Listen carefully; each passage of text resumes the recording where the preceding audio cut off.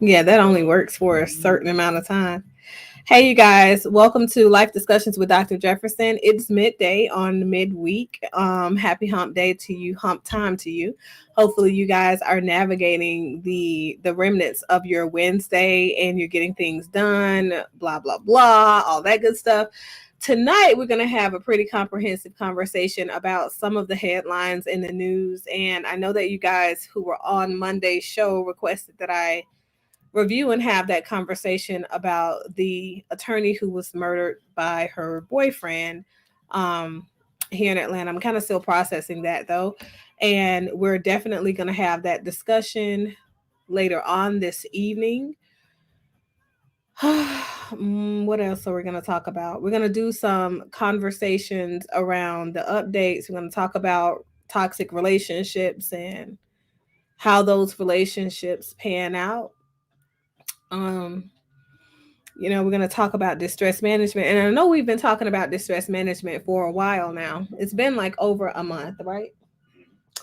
But we've seen people in distress respond in ways that are extremely hostile, volatile, um, untethered, you know, all of those very negative ways that are not necessarily conducive for the people in the environment around you. We've seen that happen at an increased rate in the last year. And we can only say it's due to the fallout of the pandemic, possibly pandemic related distress. Um, there have been some reported psychiatric symptoms or psychotic features for people who are struggling with the Delta variant and the Mu variant of the COVID-19 virus. I want to know how many of you are feeling a certain way about people who are or are not vaccinated, because some of that conversation that we're going to have this evening is also going to be around the distress that is happening in New York. I think New York kind of marks, I guess, the beginning remnants of what the rest of the states in the United States will face when we're looking at how the government is responding to the need to protect the health of its citizens. In New York, vaccines are mandated, and some people want the freedom of choice over their bodies. And what I see is that whether you're a vaccinated person and you believe in becoming vaccinated with an mRNA vaccination or not, I think that you should definitely be people who allow other folks to exercise their rights to choose whether or not they want to be not ridiculed, force them into spaces that are uncomfortable for them without proper information, research, resources, etc. within themselves that make them comfortable, right? Um, so I want to talk about that, but I'm curious as to how many of you are out there and you've divested from family members and friends as a result of their vaccination status. Because we do have people who feel very strongly on both sides of the argument. And this is something that has ripped families apart, friendships apart, business relationships apart. The biggest thing in New York right now, though, and I think that everybody needs to look at it, is the fact that police officers, due to them being forced to be vaccinated, are choosing to walk off the job and not just saying, right, they're going to do it, but they're making good on what they say. Okay. So, what happens when you have mandated for all of these police officers to become vaccinated and then they no longer are protecting your city, right? As a mayor, as a governor, how does that affect the way that you look at the efficacy of your job being done? Right? You're not protecting any people if you can't vie for the safety, if you can't contract for the livelihood of your citizens. Your citizens are who elect you into office. These are people who are responsible for keeping you into office, if you will. Um, so we have to have those conversations. I feel like we have to have, at some point we have to realize the importance of just that. Grab that. phone. Those are Suzanne's gadgets going off.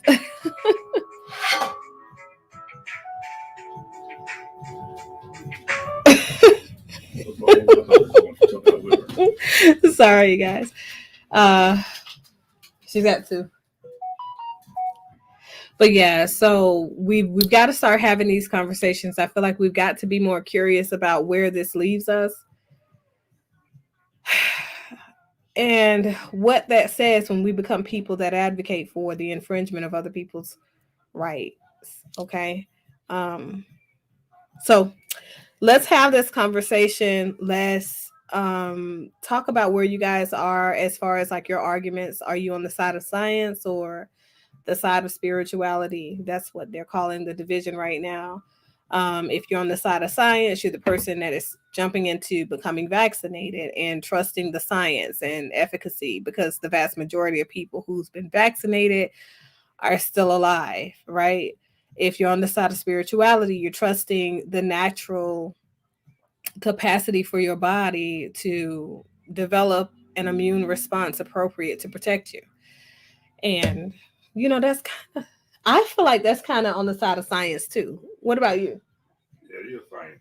Because the science says that biologically, anatomically, physiology wise, we have the resources within our own immune system to respond appropriately to outside viral threats. That's why they had them try out things on people's bodies to see how it's gonna turn out. Right. Over time, your body will build some just make kind of hurry up and make it happen. Its own immune response. So I want to know how you guys feel about that, where you are on that, um, for sure. And the I guess what I would say midday conversation, the biggest update. Of course, I'm sure you guys have been watching the news. You watched the confirmation of the human remains that were found, um, be confirmed to be Brian Laundrie's. So we know what the outcome there is. I guess nobody will ever know what happened in the case of Gabby Petito or Brian Laundrie in the grand scheme of things. But I do feel like this story, the magnitude of this story, does tell us what the outcome of mob justice can render. Because we have been people that ridiculed and prosecuted this guy without proper channels, right? We didn't assume that he was innocent until proven guilty. We assumed he was guilty until proven innocent, right? And I think that ultimately led to him taking his own life. When the world is against you, we talk about the detriments of bullying. American society has become bullies, um, and it's just absolutely unfair. It's not right at all. But so there's that part. So I definitely want to know how you guys are feeling about that. The other piece is I brought you guys a story months back when there were when the courts kind of started back hearing cases and things like that. And I talked about that mother. It was a couple of years ago, I think it was, when she killed her daughter and son. The daughter's name is Stormy. The son's name is Steven. Um, and I can't think of the last name, but tonight we'll be playing the video recording of the part of the trial. Well, the process, should I say, of the mom coming to the forefront and giving the court her testimony as to the events that actually took place in the days leading up to her not only taking the life of her children, but desecrating the corpse, as they say. I personally would say preserving the corpse, because she placed the body of the one who passed away earlier, which is Stephen, in a freezer. And it's a lot of layers to that. It's a lot of layers to that case. And when we have the discussion, I think on an expanded level, I think you guys will understand that that's one case that I think is the most complicated. But I want to show you guys the video, and I want to navigate that with you guys, because I want us to take a look at what it looks like to be potentially in the mom's shoes, and then also being objective and being on the outside, and then navigating some of the distress that she presents within the courtroom. We'll talk about some of the issues and some of the syndromes that we suffer with as Black and brown people who are subjected to a courtroom and a culture of people that we don't feel like identifies with us, and we don't feel like understands us, and essentially that leads to us having to admit the fact that we don't understand them, right? And there is an overall assumption that there is something greatly different between us and them when it comes to the basic constructs of humanity.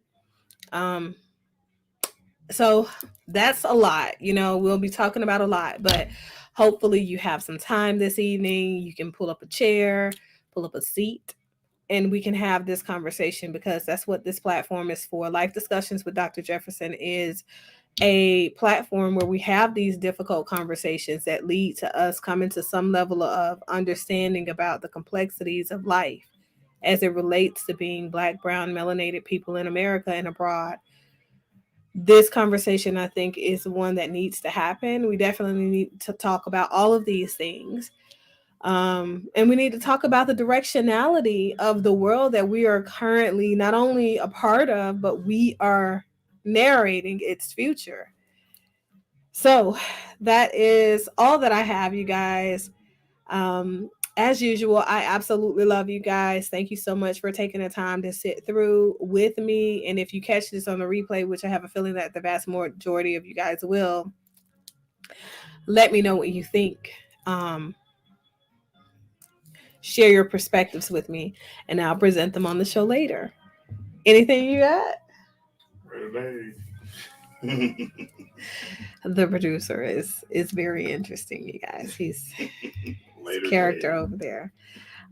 So that's all I have, you guys. Go out, be great, be true to yourself, be as positive as possible, and spread some light in the world around us where it's becoming more and more dark every single day. Love on somebody, and more importantly, love on yourself. Today, Susanna bought me this shirt. It's so cute. It says, "Be authentic," you guys. Gosh, let me see if I can stand up and show. Not sure what you guys can and can't see. It's not a lot of space. Wait, let me come this way. It says, "Be authentic." I think it's so cute, but that literally is all that I got, you guys. I absolutely love you guys. Go out, be great, be positive, put some positive energy into the air. And if you find that you are not able to find it within yourself to evoke positive energy into the atmosphere and into someone else's life, do not go out and impede on someone else's space or energy center where they're trying to be as positive as they can be, but they may not have all the resources, right? Don't be a negative Nancy. That's what I'm saying. Later days. Bye.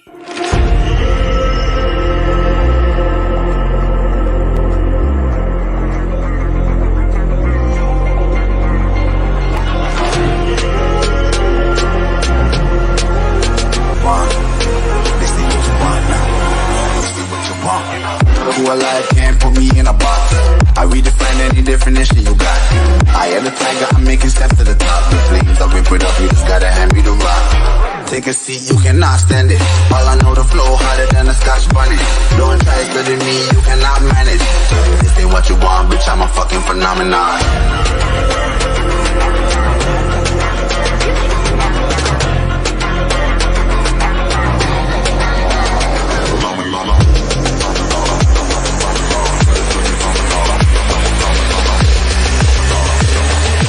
This ain't what you want, bitch, I'm a fucking phenomenon.